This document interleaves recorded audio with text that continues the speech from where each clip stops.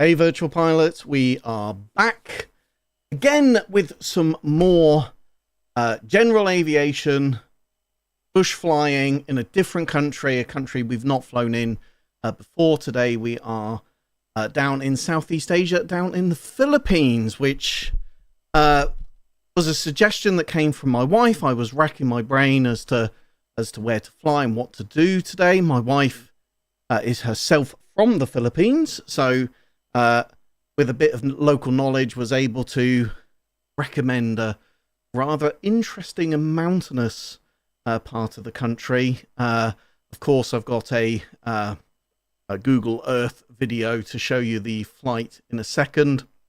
What's particularly exciting about this live stream for those that are hot on their keyboard and typing in the chat is that I can actually now see the YouTube chat whilst I'm in VR, so I will be able to talk to you and interact with you. I've been looking for something to be able to do this for absolutely ages, and I came across a tool yesterday, so I'm very pleased that I'll be able to chat to you all.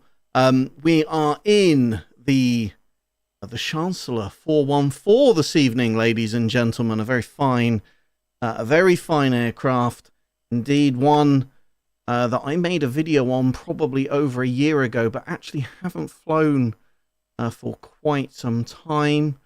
She's much larger aircraft than the 310R that we've done a few streams on, and she's much faster as well. So this is the Ram Turbo mod, so cruising speed of somewhere in the order of 200 knots. Plus, we are in Manila to begin with, and I mean, I'm pretty impressed actually. I've got a couple of add-on sceneries for this, including both the airport and the surrounding area. But look, I mean, just look at how incredible that looks. Absolutely huge city, sprawling urban area. Here early in the morning in the Philippines, I've set the in-world time to about 6 a.m. So we've got that beautiful sunrise just coming up there. And then they don't do things by halves in the Philippines. I mean, this airport is absolutely epic in its scale. A couple of runways.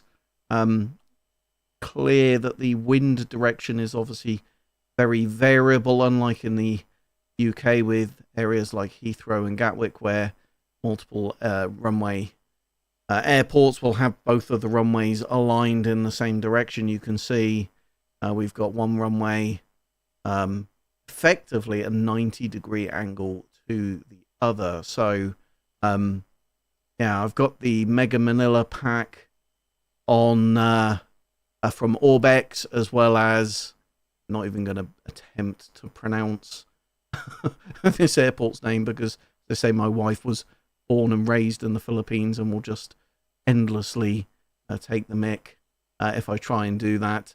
But yeah, I just wanted to showcase just a little bit of that before we got going. And of course, the wonderful Chancellor 414. It is pronounced Chancellor, ladies and gentlemen, in your poshest British accent. Just take a little look inside as well. Got a classic 70s decor that you just couldn't be without. I'll go back here into the cabin. Yes, you've got that kind of sort of cigarette-smelling, cigarette-stained carpet that's seen better days. A whole load of hotspots, got interactable tables, etc. Get the on there so you can. Well, it's quite nice to drop back on these when you're in VR. The autopilot on and just cruise.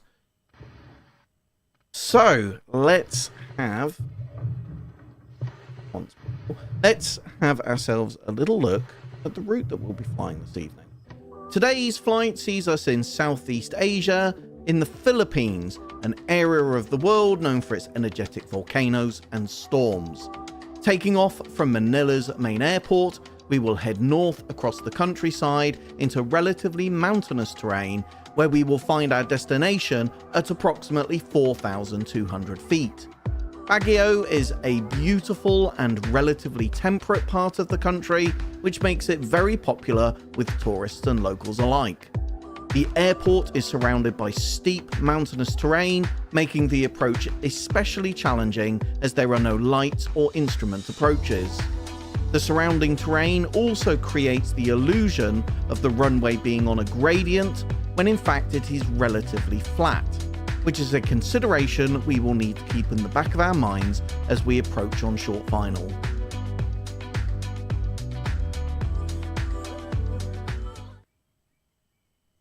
So, a much more temperate climate than we were experiencing last week in Mount Everest, but not dissimilar to the New Zealand flights that we've done. Of course, it's not very far from New Zealand at all, and that's quite a geologically active part of the world. So, as always, folks, this is an alcohol fueled live stream and flight this evening. We have my wife, again being the queen of pronunciation, tells me that that's pronounced Côte de Gascogne, perhaps without the stutter. Let's have a little look. This is a vibrant wine from the southwest of France with flavours of citrus and grapefruit and a refreshing crisp finish. Perfect to enjoy with grilled fish, salads, soft cheeses, and flights in the Cessna 414. We'll get ourselves a little top-up of that.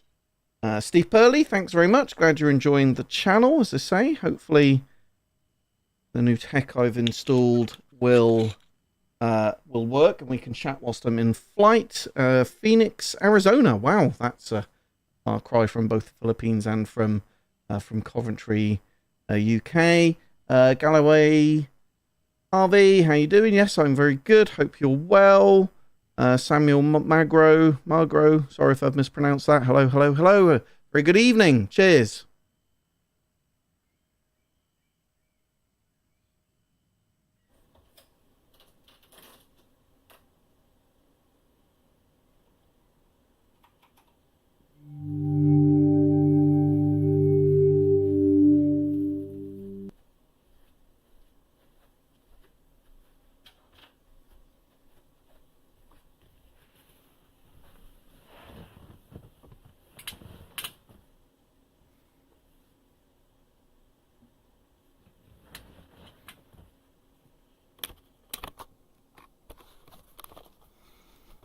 Okay, looks like you can all still hear me, which is good news. Just get our view reset here. So,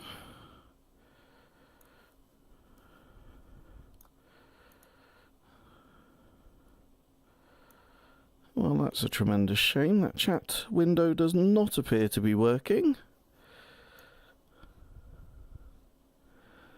I'm going to close that and reopen it and see.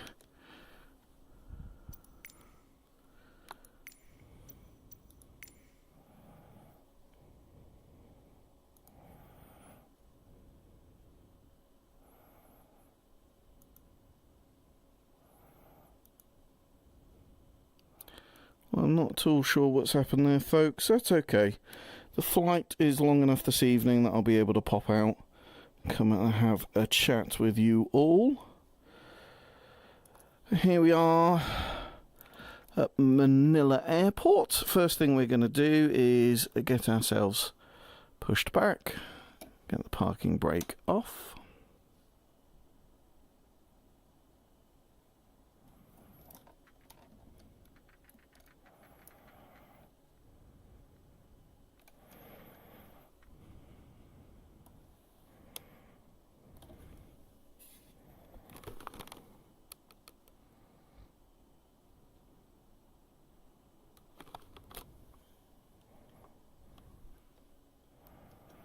Okay, parking brake on. Let's get our battery and alternators on. All of our magnetos, and get the fuel on as well. Okay, let's get our anti-collision light on.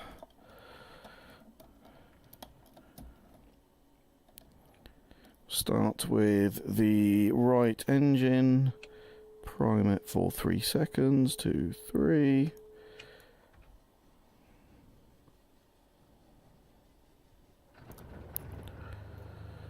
That's a good start.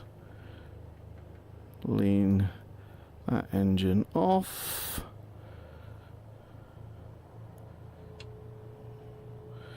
Getting ready to start our left engine.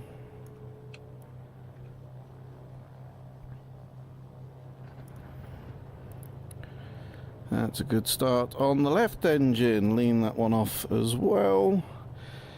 And we can get our avionics on. TDS GTN 750 NXI, of course, in this aircraft. TOS system test OK.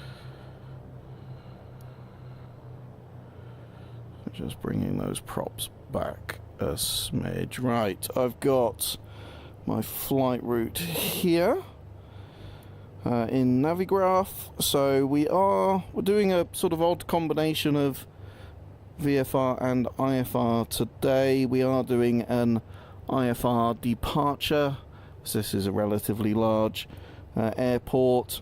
And that IFR departure actually gets us pretty well 50% of the way to our route. Once we have finished that departure, effectively going VFR, popping over the mountains, so we will get our route programmed in. So RPLL, again, not going to attempt to pronounce that so that my wife can't take the mickey. But we are going to load the Alpha 2R departure. Load that departure. And our final waypoint, RPUB. RPUB. Baguio. Okay, let's get the same dialed in on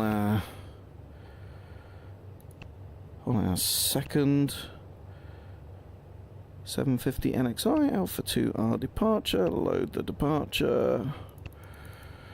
At our waypoint, it's our PUB. Okay, just make sure that looks correct. It does. Good.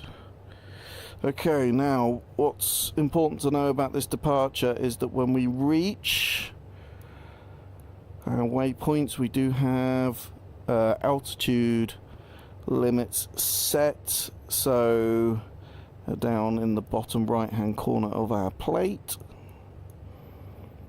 Perhaps if we zoom out. Oh, in fact, I'm not on the plate. That's I'm on the map view, which will be why I'm struggling to find it. There we go. So you can see, look, I mean, the Philippines is relatively mountainous. As we get to Luan, we're going to want to be at or below 12,000 feet. But when we get to alphas, we need to be at or above 10,000 feet. So that feels like 11,000 feet to me. We will be climbing up to 15,000 feet once we finish that departure. It's a pressurized aircraft, so we will be pressurizing the cabin, both for mine and my passengers' comfort.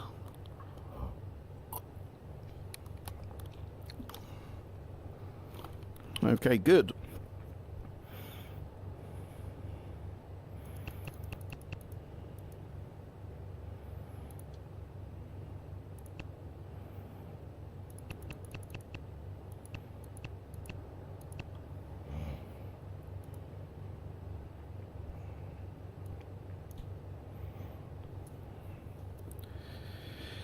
Okay, let's get our taxi lights on.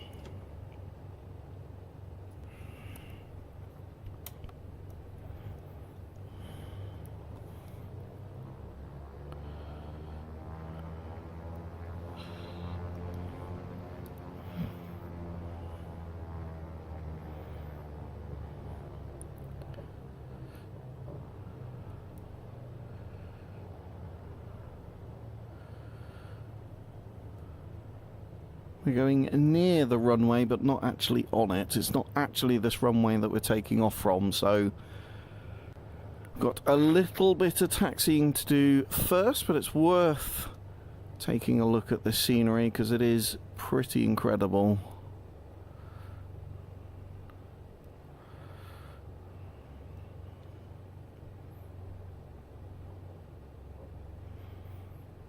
Making sure we keep our nose wheel on the taxi line.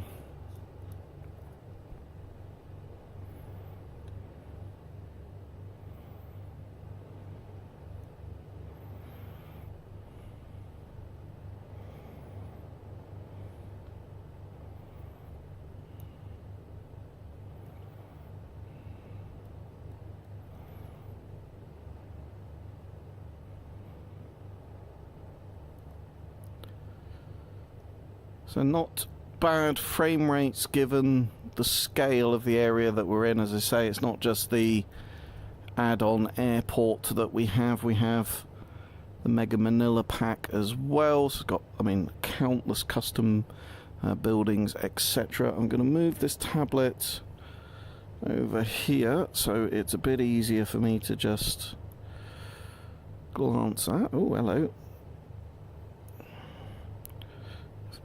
I'm moving my head awkwardly. I've not gone peculiar. It's the way that you move the tablet around.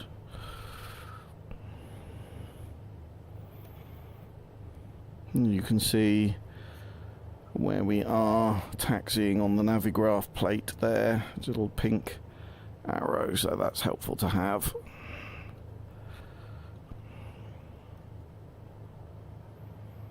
Not the best taxiing discipline being maintained there as I get myself distracted.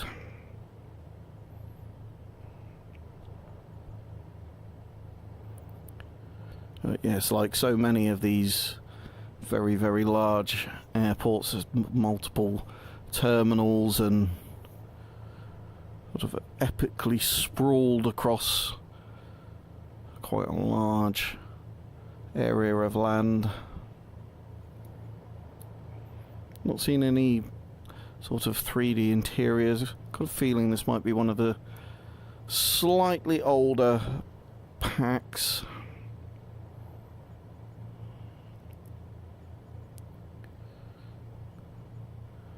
It's much better taxi discipline now that we're actually concentrating on what we're doing.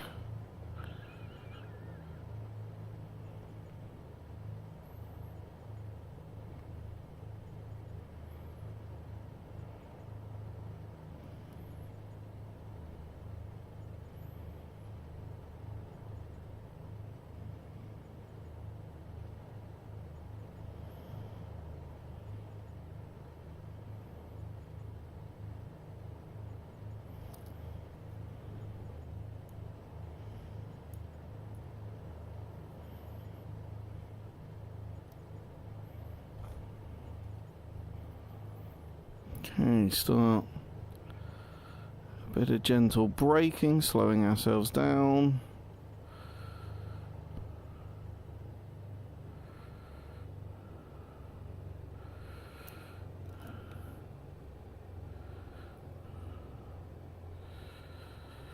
Oh yeah, we're going to go straight across here.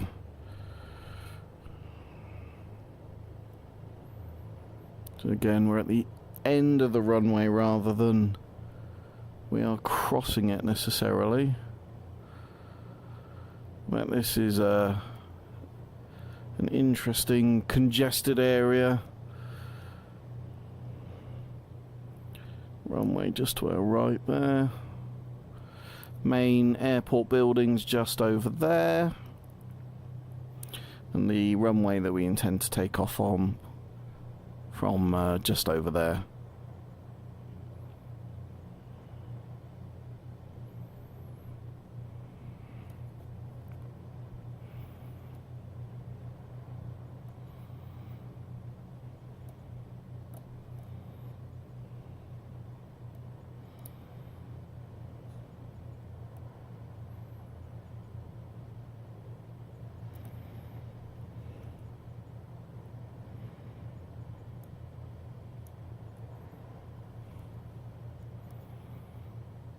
Going to keep going down to the end of this taxiway purely just because the scenery is impressive, and it's, you know, part of the point of having these scenery add-on packs is enjoying sort of seeing different parts of the world.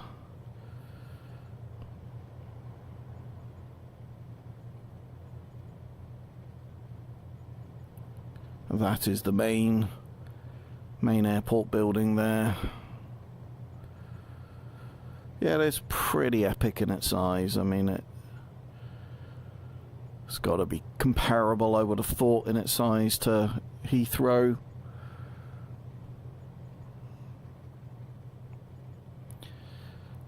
I personally would have said Heathrow, I think, is a little bit more logically and rationally laid out, but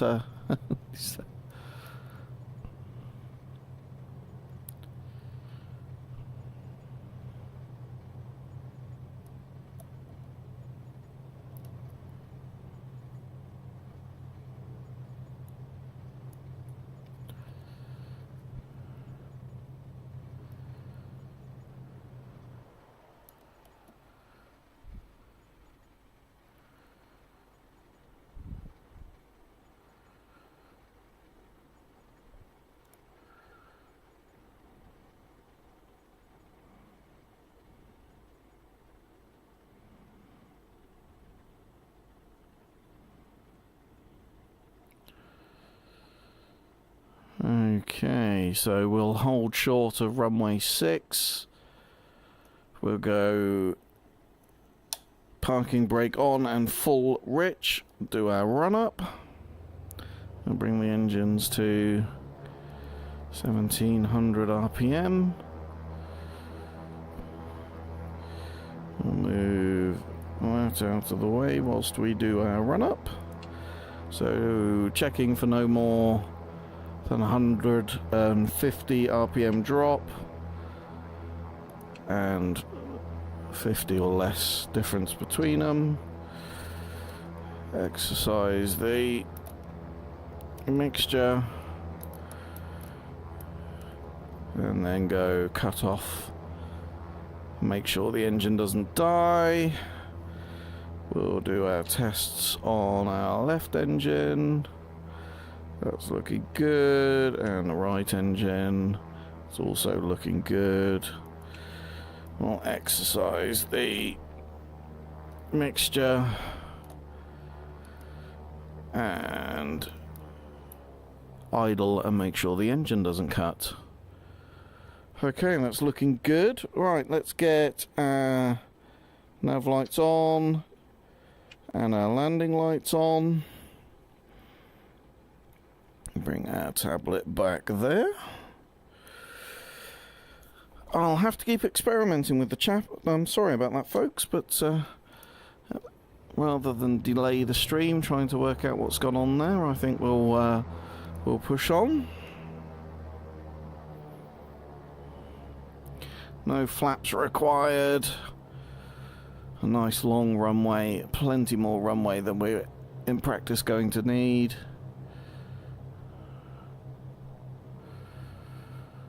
Rotation speed of about 85 knots. Okay, heels down. And get used to these nice big runways, because where we're going we're not going to be getting them. Okay, takeoff power is set. Airspeed is alive. D's and P's are in the green. That's 85, rotate.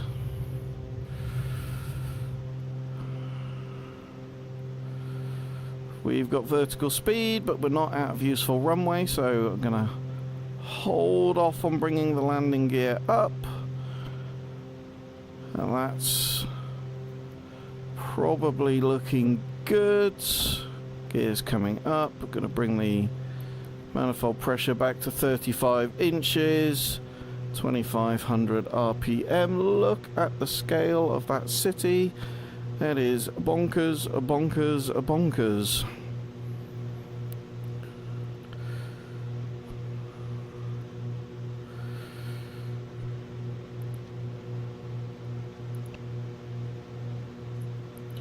$64 degrees.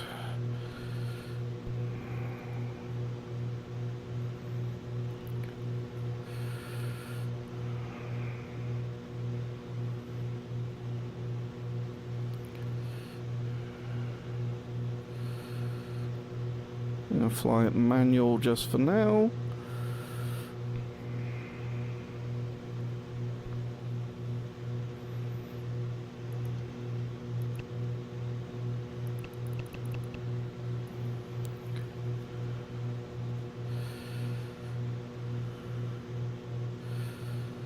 That's looking good. And vertical speed, nav, and autopilot coming on. Keep the speed up.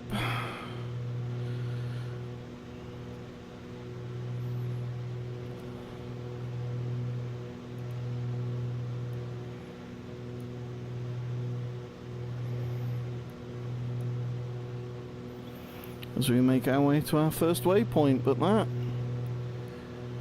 is epic.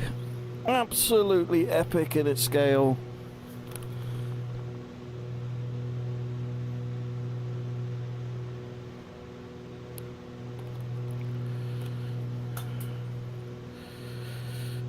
This aircraft's equipped with a yaw dampener, so we can get a nice comfortable position. No need to keep our feet on the rudder pedals constantly.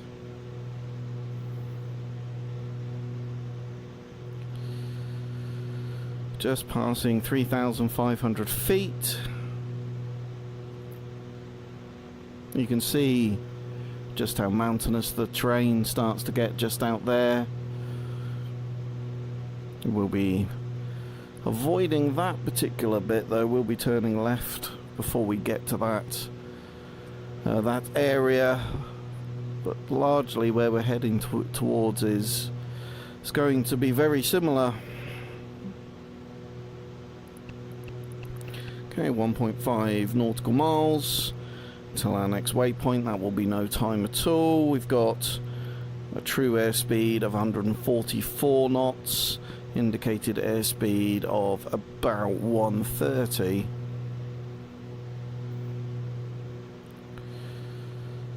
Left turn. So it's the instrument departure that we're flying here. This is the plate that we're following. Or more specifically, that the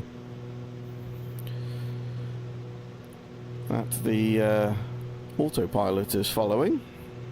The beauty of the Navigraph stuff is you can actually see where you are on it. So we've just come past this waypoint LL06F, now heading towards LL06G. You can see, you know, we're talking about mountains over there. Minimum safe altitude of 7,200. Those mountains out even further, 9,500. And it's worth noting as we look further out that we're going to want to gain quite a bit of altitude in order to make sure that we're well above that terrain elevation.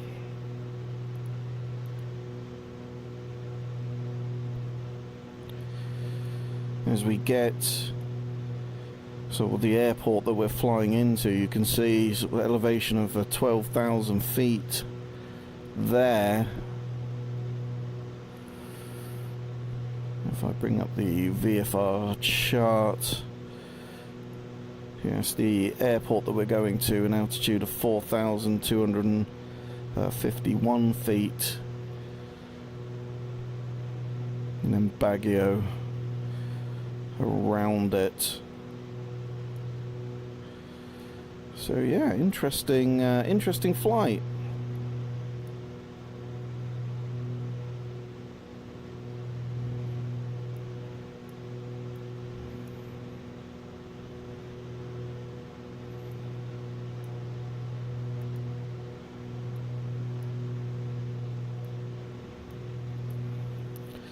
Okay, so we're well above any terrain elevation. We're far away from those mountains.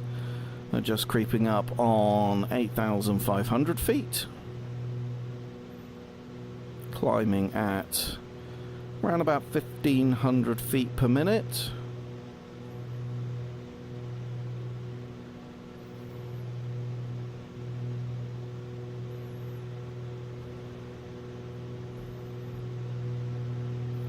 Let's get our heaters on. Don't need anything too crazy.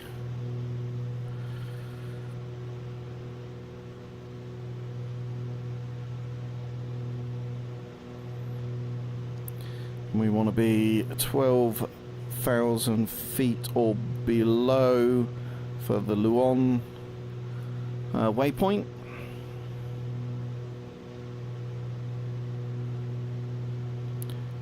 One of my favourite things about flying this sim is just looking out the window, enjoying the view, flying around the world. It's a damn sight cheaper, folks, than doing it for real, but I'm sure it's not half as much fun.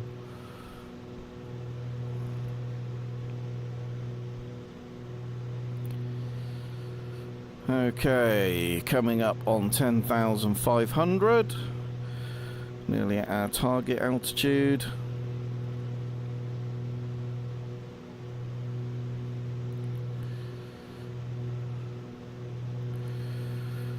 I'm gonna throttle back to 31 inches manifold pressure.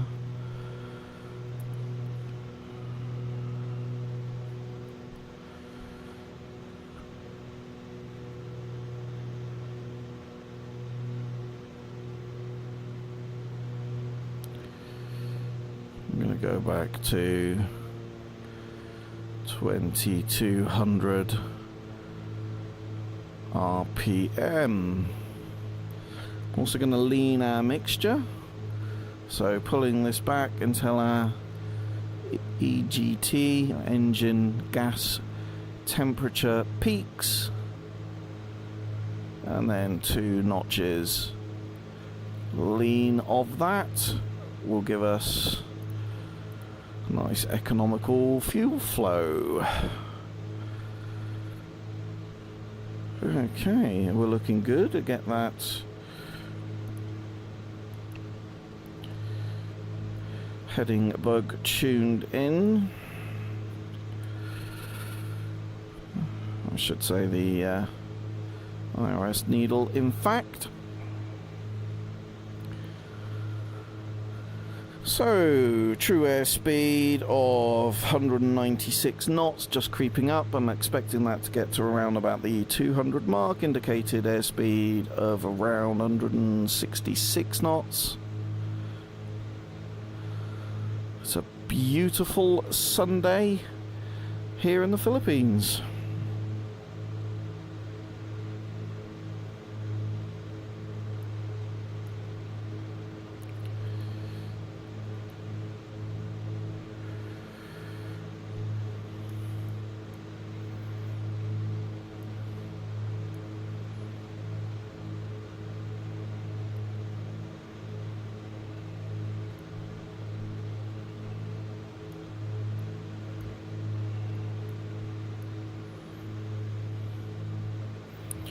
Once we're past Loakan, we can begin our climb to 15,000 feet. Let's start pressurizing the cabin. So there's an inner dial here and an outer dial. The outer dial effectively tells you the equivalent altitude that the air cabin pressure is at. The inner dial you want to set to your altitude plus 500 feet is the rough rule of thumb. That's in order to make sure that the pressure differential on the inside and the outside of the aircraft doesn't become too great and therefore causes a problem. I'm going to close that chat window. That's very frustrating. I'll have to go and spend some time looking at as to why that's not worked.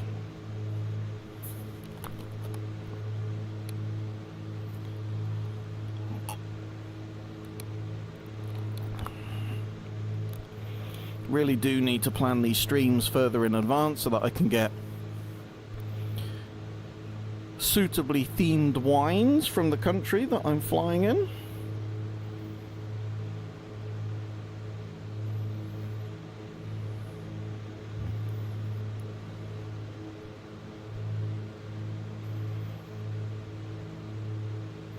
Okay, we're past Luan. So we are going to begin our climb to 15,000 feet. I'm going to preempt that with the pressure. So 15,000 plus 500, and then you can see the cabin altitude is climbing. And we will get ourselves up. Let's go back to 2,500, 35 inches in the climb.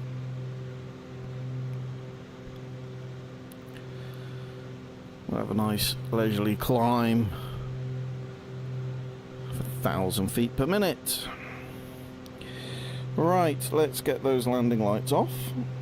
Should have done that some time ago. One slight aggravation about that tablet is it stops you interacting with those switches on occasions. Need to let the lights on the Chancellor cool down. They are retractable landing lights, but they do get very warm when they're in use. So once you've switched them to the off position, you do need to let the lights cool down before you retract the bulbs back up into the wings. This tablet's a nice little addition to my Microsoft Flight Simulator repertoire. This, I think, came from a website called flightsimulator.me. It's got some very nice VATSIM integration. It's got integration with Navigraph, Oculus.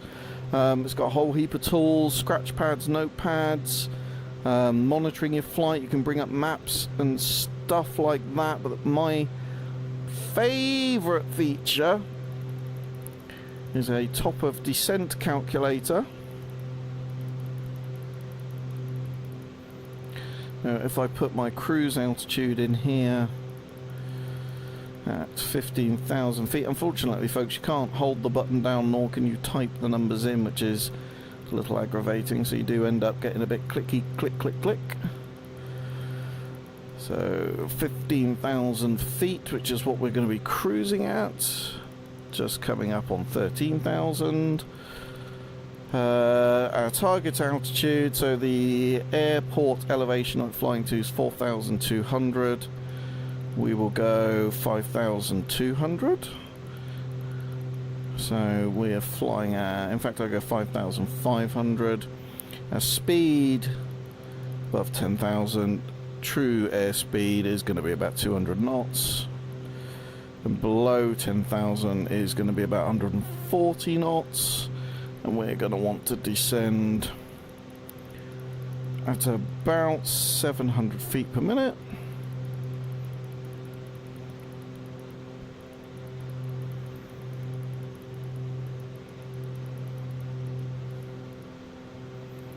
Boom. So 38.81 miles, a very precise answer. We're going to want to start our descent.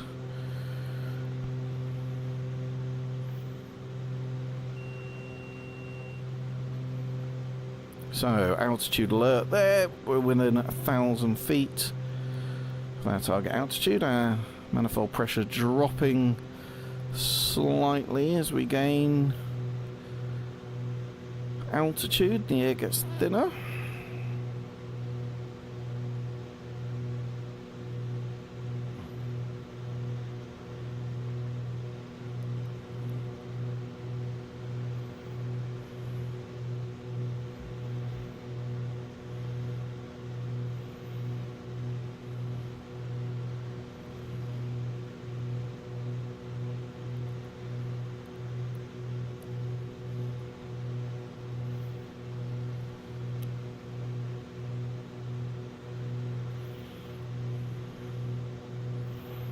Okay.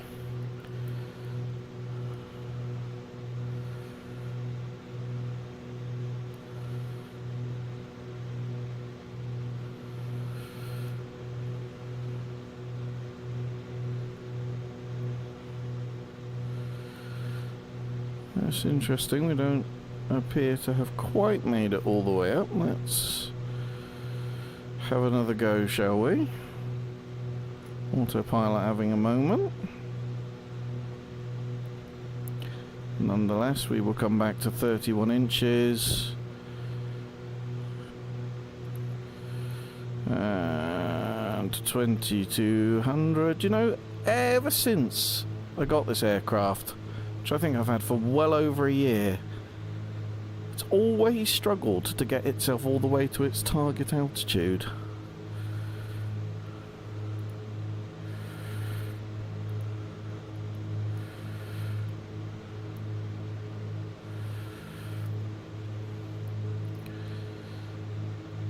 So we are here, took off there, flying there.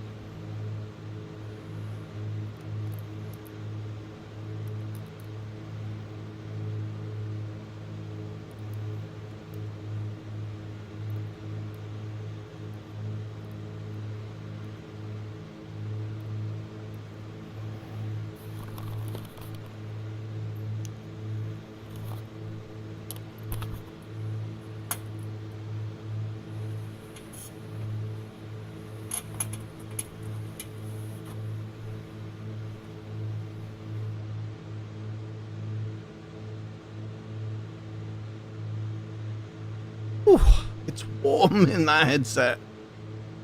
It leaves me with decidedly dodgy looking hair as well.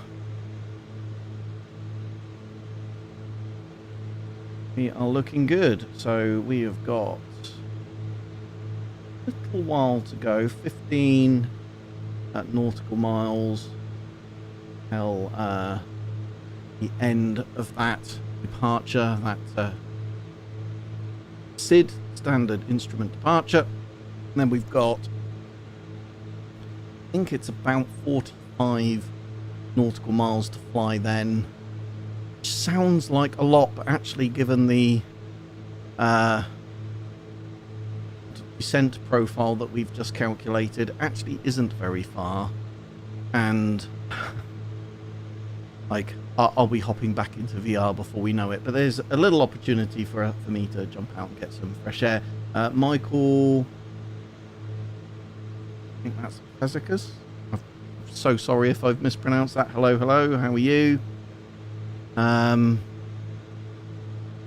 Let's jump outside and take a look at the Chancellor. In fact, I haven't fully retracted the landing lights. If you look, they're just in the off position. So let's see if I can go show you what I mean by those.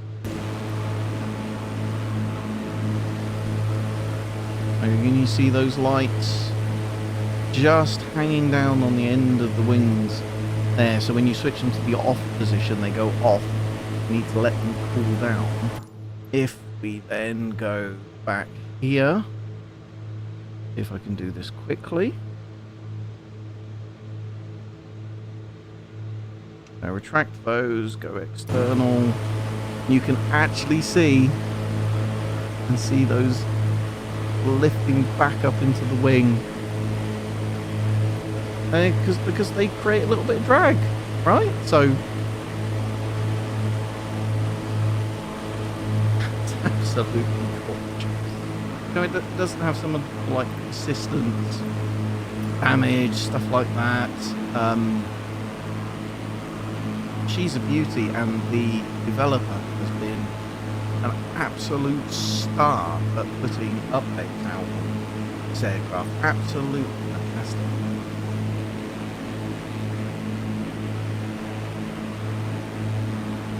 Modeling, absolutely top notch.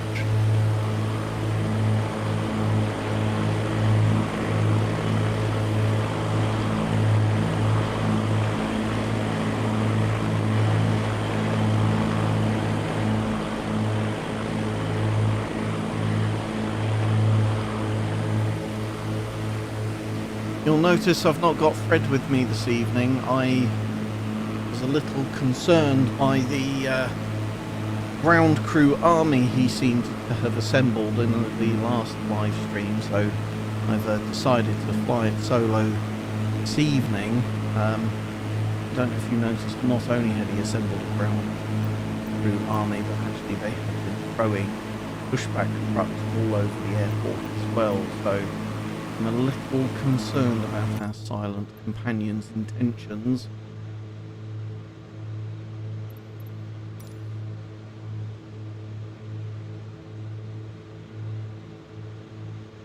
Michael's just setting up, not me, Michael on the chat, setting up a flight, Budapest to Corfu. Very nice. Is that perhaps a flight that you've done in real life? Just one that you fancy having a go at? I recently went on holiday to Future Ventura and flew out of Bristol in the UK, thinking that I might do that actually as a flight, particularly given I've got my not used this evening, and I'm sure many of you thought I was going to, the video that I just put out with the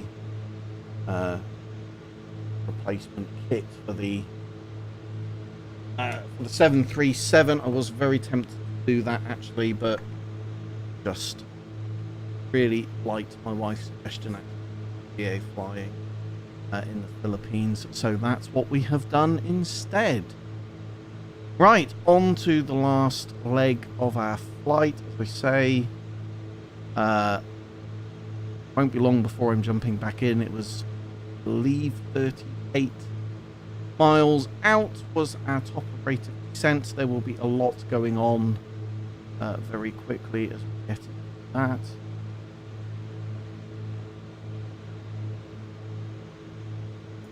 On ages ago.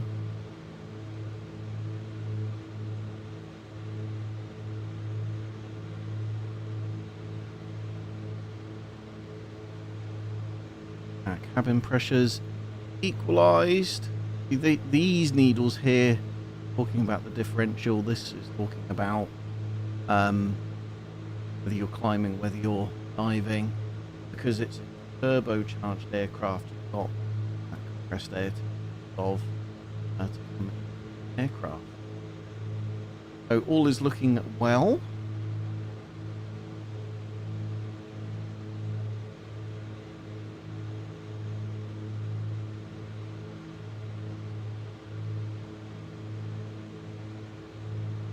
Michael saying he flies in real life in Canada. Very nice. Nice part of the world. Bet there's some incredible bush flying opportunities out there. Alaska is that's partly States, but height, that's incredible landscape. And I'm often told that Canada is one of the happiest places in the world to live. I've got a few friends of mine have moved out to Canada and absolutely swear by it. Colder, but I suspect less grey than the UK.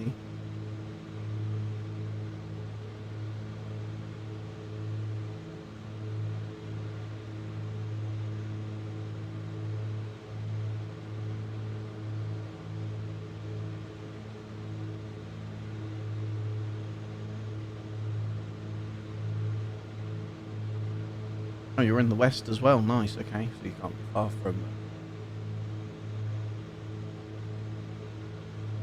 Say not far. On relative scale, compared to standard fairly small country in comparison. Everything's pretty close in the UK. You can literally fly in a relatively small kind of like Cessna 172. You could fly from the southernmost part of the UK to the top part of the UK easily within half a day. You may have to stop and refuel at some point, but you could easily do that within a day, and you could fly from the east side of the UK to the west side of the UK in 2.5, 3 hours. Not a big country. Small but mighty, a bit like my wife. I got very close in my intro video briefing to say, I think I said something about energetic volcanoes and storms. I mean, I could have included the people if we spent much time around Filipinos. I mean, they are larger than life personalities, the life and soul of the party, at the risk of generalising an entire population, but they are an awful lot of fun to be around. Never a dull day. Dennis Wyatt, yo, doing?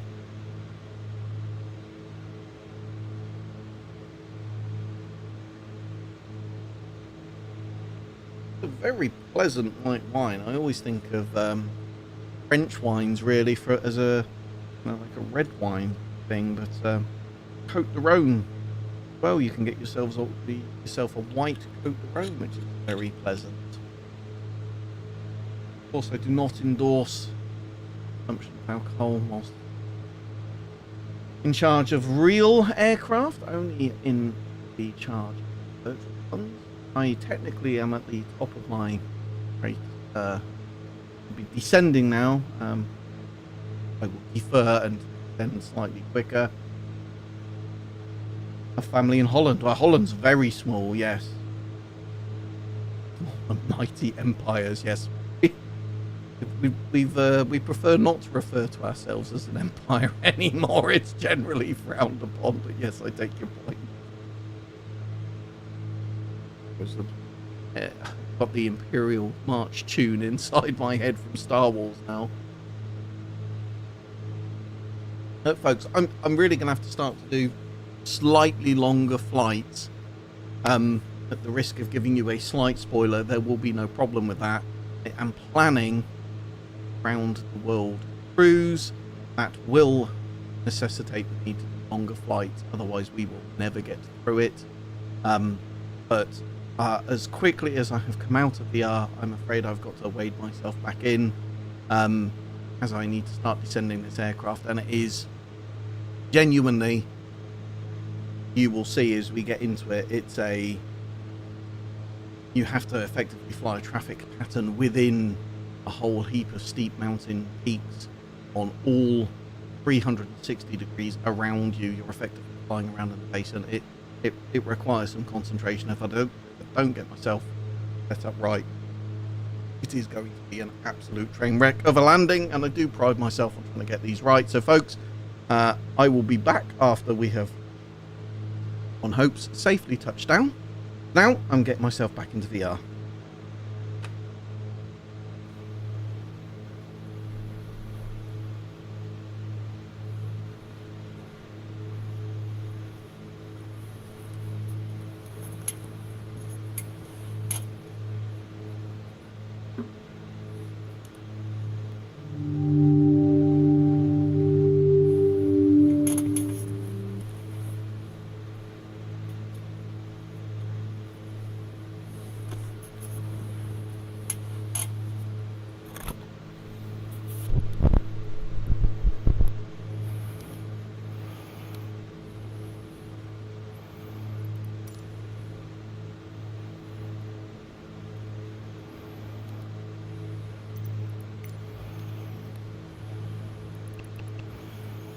Okay, 30 miles to go. That's not too bad. We are now going... It's so counterintuitive because I can see what is quite mountainous areas in front of me that I'm now going to descend into. 5,500 vertical speed. We're going to go down at, let's call it 1,200 a minute, and we're going to come right back on that throttle. I don't want to gain loads and loads and loads of insane speed. It has to be said that this is a bit like, it does remind me a lot of New Zealand and Papua New Guinea. Really do. Do you know, I love the airliners, I love the 737.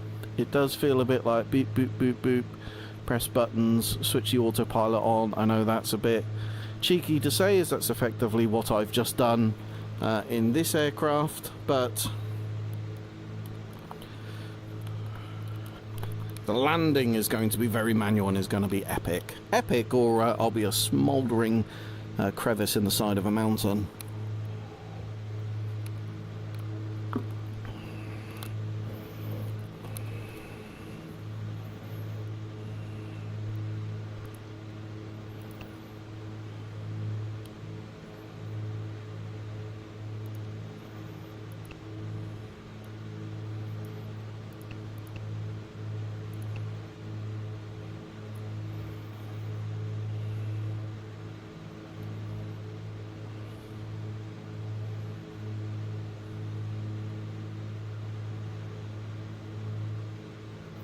Just going to shallow out that descent. Make sure we get over the mountain range in front of us. This airport has been closed largely since about 2000. Reopened about a year ago. As always with these challenging airports, there were a couple of accidents associated with it that meant that larger airlines effectively pulled out.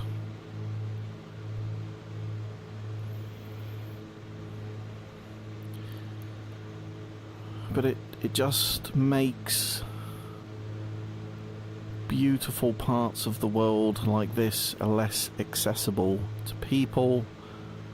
I think the right answer is to have very well practiced pilots who know the area very well, and being insanely stringent about when you allow people to fly. You think this is a relatively nice day, but look at that cloud cover. Like, I mean, it's hanging right over the mountains. It's not inconceivable that it just obstructs your view and your ability to see what you're doing. Right, so bringing cabin pressure down to sort of 11,000. You can see the cabin pressure descending there. Only 16 nautical miles to go. So as I say, that time went very quickly. There is one sort of big peak here, which is that one in front of us. And then the airport is largely just behind there.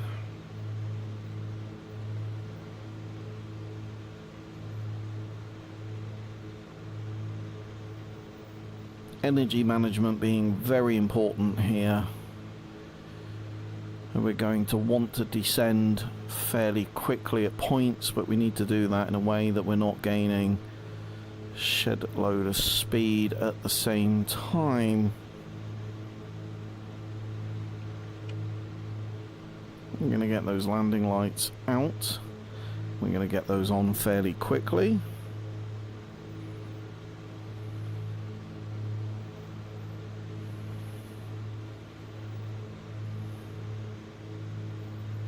I'm just passing 11,300.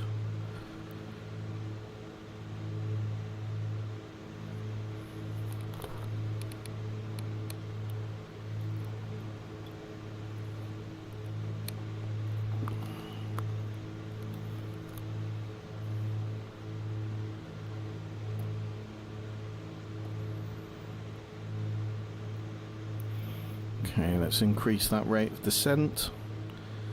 Easily clear of that mountaintop.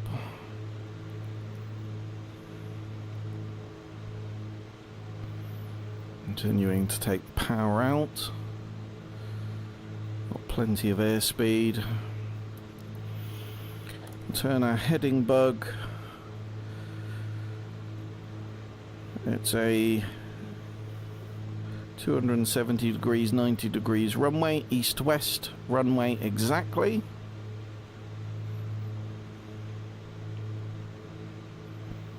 I can actually, I'm certain that I do go back and watch these videos, and I'm certain that you won't be able to see this, but I can actually just make out the runway in front of me now.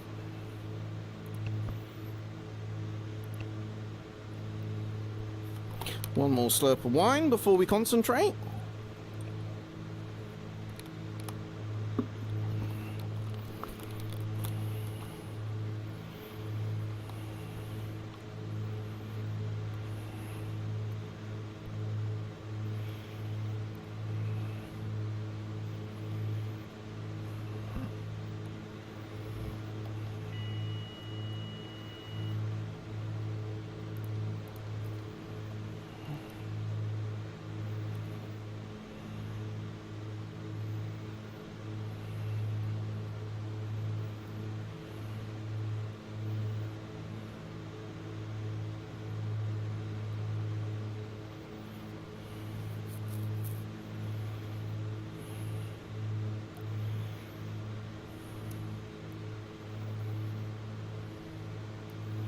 Gonna go full rich on those now. Don't need to worry about engine performance overly in this aircraft. It's more about efficiency with the mixture. So because of the turbochargers, we can do that early. We've got our landing lights on.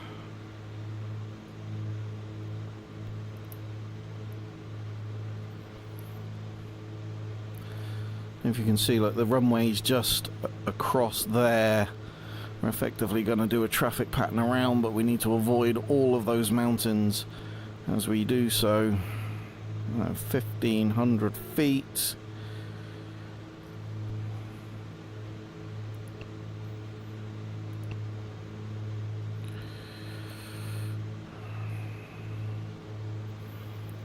And we're going to cross over the top of the runway just here. Incredibly built up area for somewhere that's so mountainous, not like Mount Everest. I mean, there's huge hotels, absolutely huge hotels there. It's passing 8,000 feet.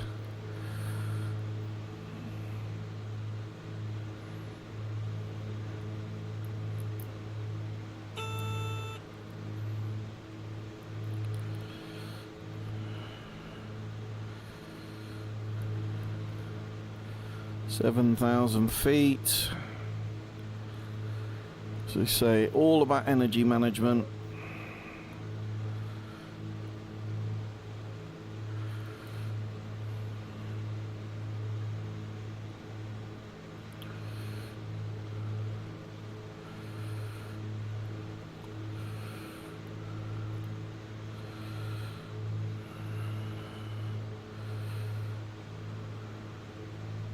Ah, it's incredible. This sim really is a thing of beauty when it wants to be. Well, there's the runway there. And we are looking good. Okay.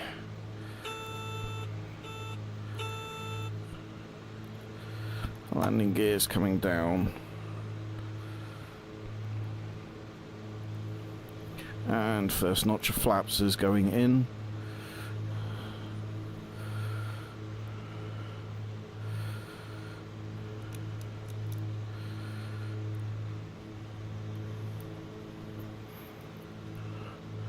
Whew.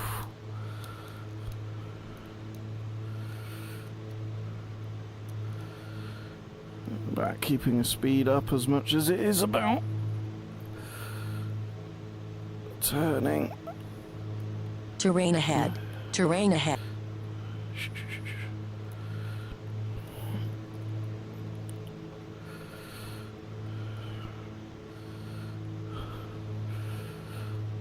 So we're going high RPM, second notch of flaps coming in.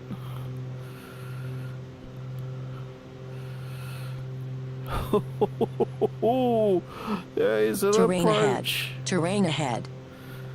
We'll inhibit the tours. Oh, no. Lost it before I got a chance to...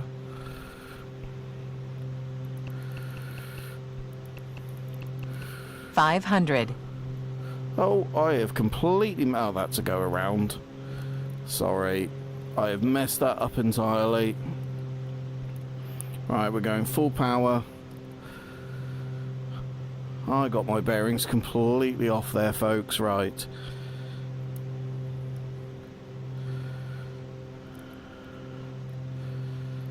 That's okay. Taking that notch of flaps out. Building airspeed. We'll have another go at that.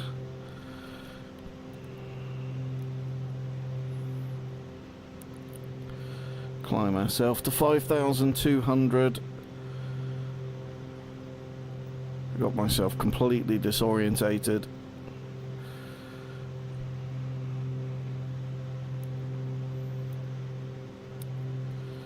And that is what a go around is for. Right, 35 inches, 2,500.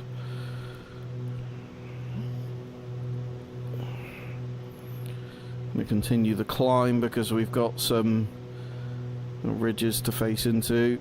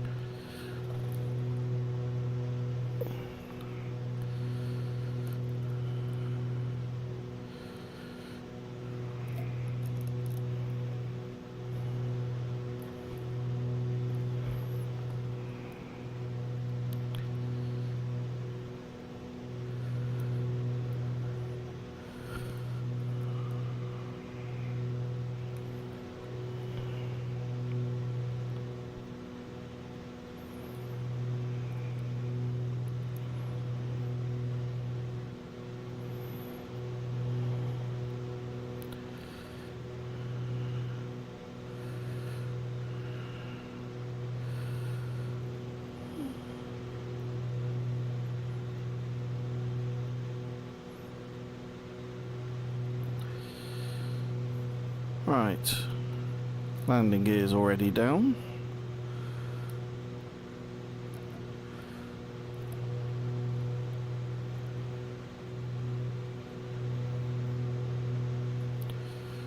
Give ourselves a little bit more space than that.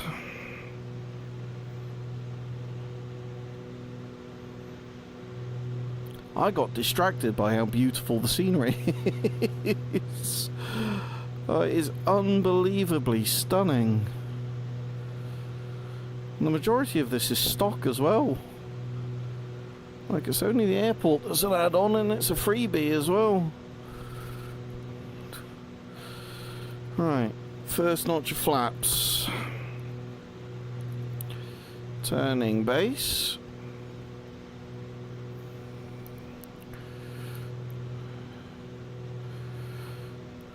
Terrain ahead. Terrain ahead. Terrain ahead. Pull up. Terrain ahead. Terrain ahead. Terrain ahead. To tell you, we were doing it right in the basin. High RPM, second notch of flaps. Terrain ahead. Terrain ahead. There we go, we're looking much better this time. Terrain ahead. Terrain ahead. And then there's this optical illusion that it looks Terrain like ahead. it's Terrain ahead. Terrain ahead. on a gradient when it's not. Terrain ahead. Pull up. Terrain ahead. Terrain ahead. There we go, they're looking good.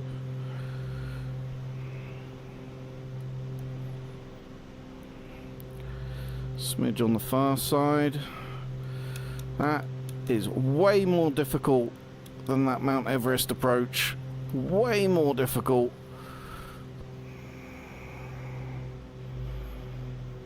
Not as dangerous because you can do the go around as I've just demonstrated. Way more difficult to set up.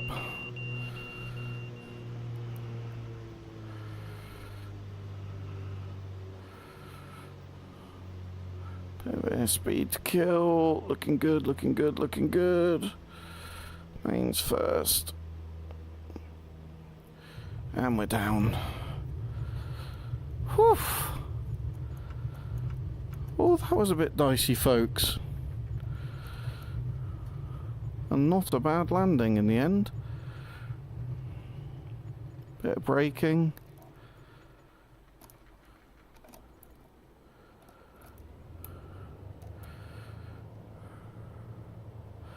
And we're going to backtrack.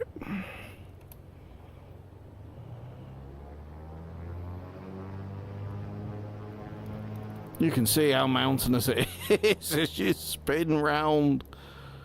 All these huge hotels up there. Like so many places in Southeast Asia, you've got a very, very humble looking dwellings right next to relatively grandiose and spectacular buildings. And that honestly, there are moments of Microsoft Flight Simulator just takes my breath away, and this is probably one of them.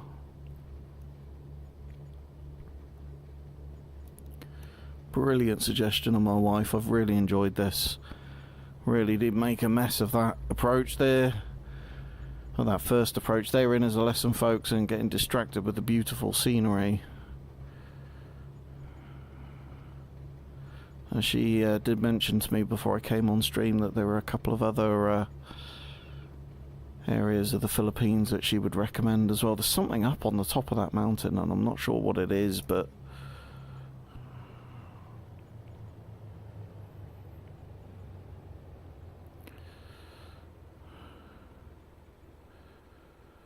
someone's put the Philippines flag over here, so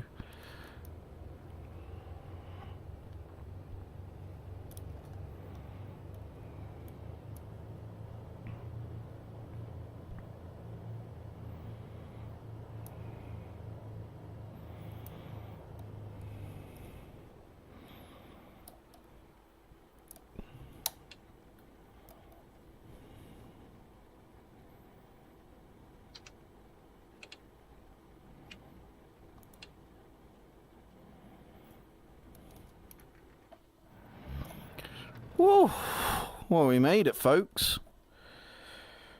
That was a tough one.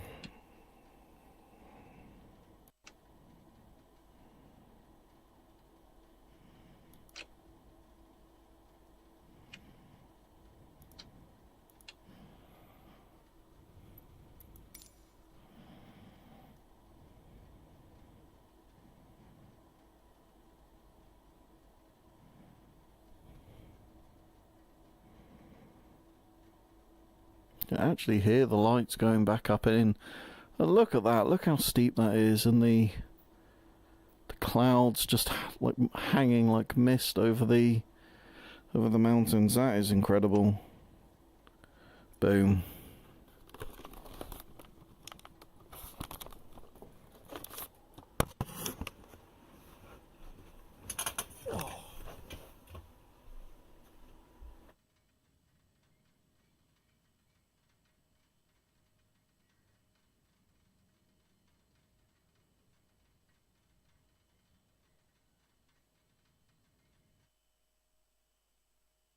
There we go, folks.